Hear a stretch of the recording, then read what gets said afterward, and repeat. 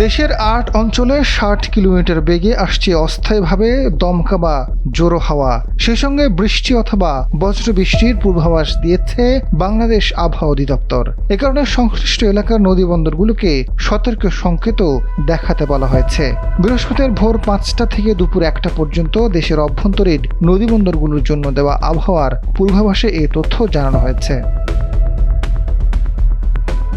পূর্বাভাসে বলা হয়েছে, রংপুর, দিনাজপুর, রাজশাহী, পাবনা, বগুড়া, টাঙ্গাইল, ময়মনসিংহ, সিলেট অঞ্চলের উপর দিয়ে পশ্চিম উত্তর পশ্চিম দিক থেকে ঘন্টায় ৪৫ থেকে ৬০ কিলোমিটার বেগে অস্থায়ীভাবে দমকা বা জোড়ো হাওয়া বয়ে যেতে পারে। একই সঙ্গে এসব এলাকায় বৃষ্টি অথবা বজ্রবৃষ্টি হতে পারে। এ পরিস্থিতিতে সংশ্লিষ্ট এলাকার নদীবন্দরগুলোকে ১ নম্বর সতর্ক সংকেত দেখাতে বলা হয়েছে।